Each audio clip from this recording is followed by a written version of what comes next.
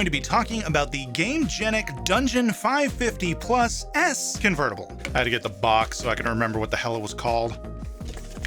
Anyway, some of you may be familiar with the video that I did about the Gamegenic Convertible 400 Plus that was released back in September of 2021. It is my most controversial video to date, and I'm even including news videos in that assessment where I talk about actual controversial topics, and it's still my most controversial video. I believe it's because I did not like it. I was very clear in that video that I recognized that the product wasn't for me. It was trying to meet the needs of certain gamers, and I wasn't part of that group. I think the root of the problem stems from the name of the product. It's called the Convertible 400 Plus. I assumed it was Gamegenic's answer to Ultimate Guard's Arkhive 400 Plus. And I think a lot of other people did too. When I got my hands on it and saw that it couldn't hold deck boxes, it had this different dedicated section for drawers where you can put tokens and dice, counters, that sort of thing, as well as a slot for notepads and other items. It wasn't what I expected. And I think that's part of the reason why I didn't like it, because I expected one thing and I got another. The Convertible 400 Plus was not Gamegenic's answer to Ultimate Guard's Arkhive 400 Plus. It was a different product. But whether Gamegenic saw that they had a gap in their lineup or they saw the complaints that were coming out about the 400 Plus, maybe they should have something that is a direct answer to the Arkhive 400 Plus, and I think they knocked it out of the park. This is essentially a Dungeon 1100 Plus divided by 2. It's half of a Dungeon 1100 Plus. It's in the name, Dungeon 550 Plus. It's half the width, the exact same length, same height.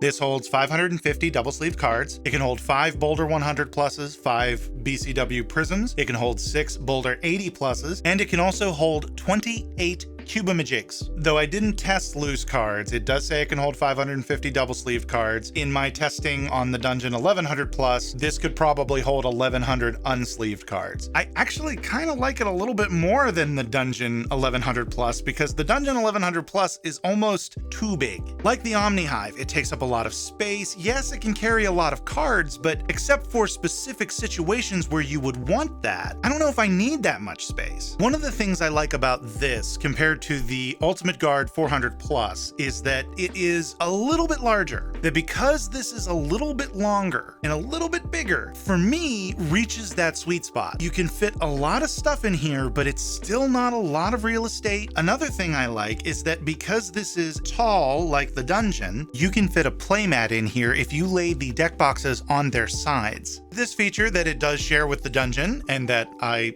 admittedly forgot to point out when I did my Dungeon review video, the lid fits right underneath and is out of the way, so you don't have to deal with it whenever you have the box open and sitting on the table.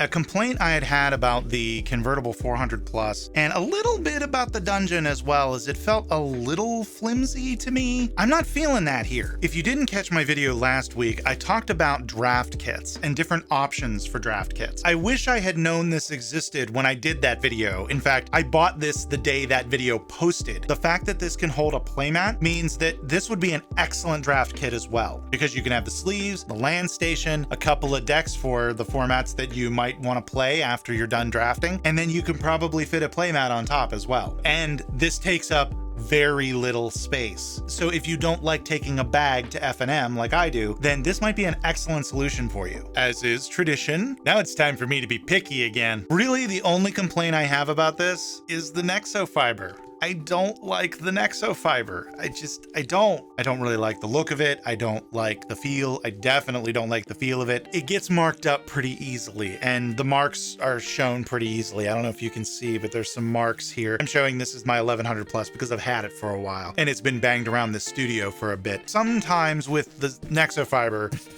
you can buff it out. For example, there was a mark here, but I was able to rub it out.